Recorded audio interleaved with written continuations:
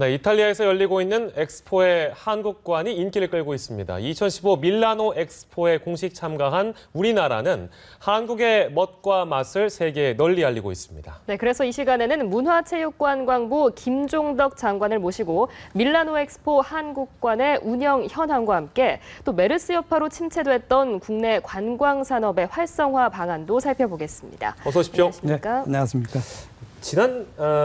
지난달에 다녀오신 겁니까? 그러면? 예, 6월 23일 날 한국의 날이라서 그때 그러셨어요? 그럼 갔었습니다. 분위기가 좀 어땠는지 궁금한데요. 전해주시죠. 한국의 날 행사는 굉장히 성황리에 잘 치렀고요. 또 한국관이 워낙 인기가 있는 관 중에 하나입니다. 그래서 한국관은 뭐 반드시 가봐야지 되는 그 10개 관 중에 하나로 다 꼽혀 있고요.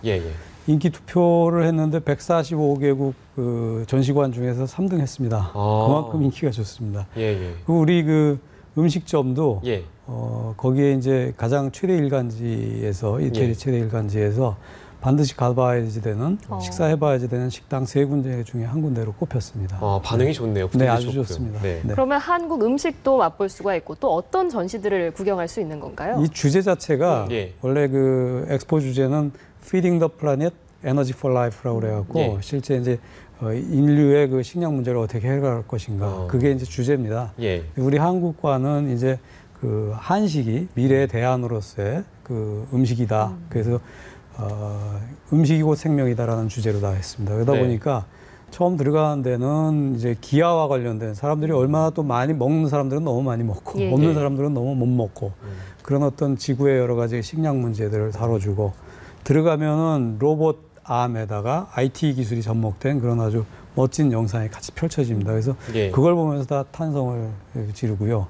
들어가면 이제 미디어로다가 장독대를 미디어로 다 바꾼 그런 디스플레이 안에서 한식의 어떤 저장과 발효, 뭐 이런 조화 이런 것들이 미디어로 다 펼쳐집니다. 내려오시면 이제 한식을 좀 맛보실 수 있게끔 거기서 이제 뭐 간단한 음식들을 좀 잡숴보실 수 있게끔 하고 본격적으로 드실 분들은 이제 식당으로 가시면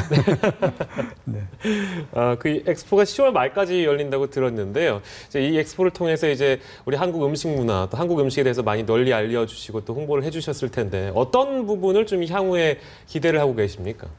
한식이 그동안에 세계화하면서 이제 세계 시민들한테 한식이 어떤 것이라는 걸 알리기 위해서 굉장히 그동안에 노력을 해왔습니다. 그리고 그 한식 재료에 대해서도 알리려고 노력을 많이 해왔는데 이번에 저희가 조금 새롭게 한 거가 있다면 바로 거기에 이야기를 더한 겁니다. 그래서 이야기를 더함으로 해서 사실은 이 음식이 가지고 있는 역사와 문화 이런 것들을 하다 보면 사실 이게 이제 브랜드 가치가 훨씬 높아지죠. 한식의 브랜드 가치가. 그래서 과거처럼 한식이 뭐 싸고 저렴하고 그다음에 세계인이 먹을 수 있는 간단한 음식 뭐 이런 개념이 아니고 훨씬 고급스럽고 문화를 지닌 어떤 그런 힘으로서의 음식 이걸 지금 이번에 얘기했습니다. 그래서 한식의 고급화에 사실은 이번이 중요한 계기가 될 거라는 생각 갖고 있습니다. 한식을 보다 더 잘 알릴 수 있는 중요한 계기가 될 것 같다라는 생각이 드는데요. 이번에는 관광업계 얘기를 좀 해보겠습니다. 아무래도 메르스 사태로 좀 안 좋은 영향을 받았기 때문인데 상황이 어떻습니까? 피해가 상당히 큽니다. 특히나 여행업, 뭐 호텔, 공연까지 문화, 관광 다 전 분야에 걸쳐하고 지금 굉장히 피해가 크고 아시다시피 이제 그 지난해 세월호 때는 국내 여행은 좀 주춤했지만 해외 관광객들은 뭐 별로 그렇게 차이가 없었는데요. 이번에는 국내도 뭐 60%에서 80% 정도가 줄었습니다. 그 해외에서 오시는 분들이 지난 6월 달 통계로만 보면 한 40% 줄었습니다. 그 전체 6월 고 한 달만 한 6,500만 불 정도, 그 정도 6,500억 원, 6,500억 원 정도가 손실이 난 겁니다. 그래서 일부 영세한 어떤 관광업체들하고 공연업계들 같은 경우에 이게 몇 달 더 가게 되면 이제 도산을 하게 되면은 제가 볼 때는 실제로다가 아마 이제 회복하는 데 시간은 좀 걸리지만 결국은 회복은 되거든요. 뭐 홍콩이 사스 때문에 그랬을 때도 그렇고 일본이 그 동북지방에 쓰나미가 왔을 때도 한 1년 후에는 전부 다 이전보다 훨씬 더 많은 관광객들이 오는 상태로 다 바뀌었는데 우리 메르스 같은 경우는 최대한 빠른 시간에 우리가 이제 회복을 하게끔 저희가 노력을 굉장히 하고 있는데 그 상태가 됐을 때도 그런 업체들이 만약에 도산을 하거나 없어지면 수용 태세에 심각한 문제가 생기죠. 그래서 그런 분들이 와도 뭐 볼거리 없고 뭐 즐길 거리 없게 되면은 또 다른 문제가 또 발생해서 하여튼 지금 현재 어려운 상태에 빠진 그런 기업들을 저희가 어떻게든 좀 도와주고 그래서 최소한 남아 있을 수 있게끔은 해드려야 되기 때문에 우선 급한 대로 저희가 900억을 먼저 융자 저리로다 융자해 주는 걸 지금 하고 있습니다. 그런데 신청을 받았더니 뭐 거의 원래 해야지 되는 거예요. 그건 180% 정도가 신청이 들어왔어요. 그래서 또 추경으로 제가 3천억 원을 또 따로 마련을 했습니다. 그래서 이번 국회에서 추경을 빨리 좀 통과시켜 주시면 저희가 관광업계가 그나마 좀 숨통 트이는데 큰 도움이 될 것 같습니다. 국회의 역할이 또 중요할 것 같습니다. 잘 그렇습니다. 해주셔야 되겠죠. 그리고 이제 한류스타를 활용한 어떤 홍보 마케팅 이걸 또 계획 중이라고 제가 들었는데요. 어떤 부분인지 좀 설명 부탁드리겠습니다. 아시다시피 한국 관광에 굉장히 큰 역할을 한 부분이 바로 한류 스타들입니다. 이제 한류 스타들을 활용한 여러 가지 관광 캠페인을 계속 벌려나가려고 합니다. 그래서 지금 일반 기획사들도 계속 하고 있지만은 그것이 보통 자기네 기획사의 걸로 연결되긴 해도 이게 한국하고 연결이 잘 안 되는 부분도 있거든요. 그래서 7월 말에 저희가 한류 스타들을 모아갖고 중국에서 한번 공연을 하고 또 8월 말에 원래 한류 엑스포가 상해에서 기획이 돼 있던 게 있습니다. 그때 이제 거의 100여 개의 한류 기업들이 참여하고 또 한류 스타들 거기에는 이제 단순히 K-팝이나 드라마뿐만이 아니라 클래식이라든지 문학이라든지 다 함께 가서 같이 하게 됩니다. 문제 중에 하나가 이제 자꾸 우리가 이제 워낙 K-팝 스타들이 유명하다 보니까 한류 하면은 다 K-팝으로만 이렇게 생각하고 있는 부분이 있는 것 같아요. 그랬더니 어떤 런던 문화원의 영국 문화원의 본부장께서 인터뷰를 하시는데 그런 말씀하셨더라고요. 골프 치는데 여러 개의 클럽 중에서 클럽 한 개만 갖고 골프 치는 거나 똑같은 짓이다. 한국이 갖고 있는 문화적 자산이 엄청나게 많은데 K-팝 가수들만 데리고서 이걸 다 펼치는 거는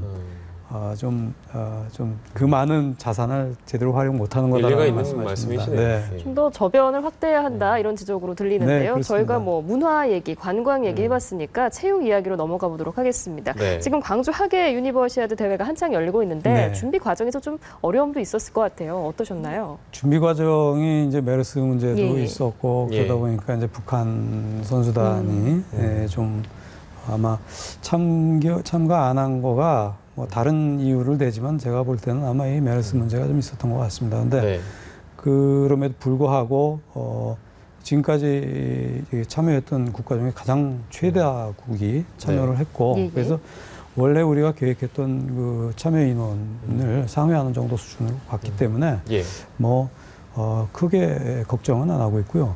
실제로 시작하기 전에 이미 사실 성공한 대회라는 생각은 좀 듭니다. 왜 그런가 하면 시작하기 전에 예산을 굉장히 많이 아꼈습니다. 윤장현 시장께서도 이미 그런 말씀을 하셨습니다만 거의 2천억 가까이 돈을 아끼셨어요. 있는 시설 잘 활용하고 또 조직위원회 운영비에서도 한 600억 원을 아끼시고 이런저런 이유로 하여튼 돈을 많이 아끼셔가지고 이미 경제적으로다가도 아주 성공한 올림픽이라는 그런 게 이미 시작하기 전서부터도 이게 셋업이 돼 있었기 때문에 그런데다가 아시다시피 지금 성과가 아주 좋습니다. 지금 종합 1위 아닙니까? 그래서 이번에는 아마 유니버시아드 국제대회 사상 가장 많은 메달을 한국이 가지고 오는 그런 대회가 될 것 같습니다. 더 좋은 결과를 기대를 해보고요. 우리 비정상의 정상화라는 것은 우리 박근혜 정부의 가장 큰 또 모토 기치 아니겠습니까? 근데 스포츠에도 4대학을 위해서 4대학을 근절을 하기 위해서 여러 가지 노력을 하고 있다고 저희가 들었는데요. 많은 성과가 또 있었다고 보시고 앞으로 더 이 체육계 비정상을 정상으로 만들 수 있는 그런 계획을 갖고 계시죠? 저희가 체육계 정상화를 위해 갖고 이제 이게 시작한 지가 한 3년 차에 들어섭니다. 예. 3년 차에 들어서고 실제 이제 그 경찰, 검찰과 같이 협업을 통해서 예. 뭐 신고센터를 운영하면서 신고가 들어온 것이 지금 389건 꽤 예. 많이 들어왔습니다. 그게 이제 그 중에 상당수는 사실 체육회에서 할 수 있는 간단하게 처리할 수 있는 그런 비리들도 많았지만 실제 5건 정도가 검찰에 송치됐고 또 예. 6건이 수사 의뢰돼 있고요. 48건이 지금 징계 처분이 내려졌습니다. 네. 그 국민들께서는 이게 그 체육회 비리가 끝이 없이 계속 벌어지고 폭로되고 있는 거에 대해서 좀 사실은 왜 이렇게 이게 끊어지지가 않는가라는 그 걱정을 하실 것 같습니다.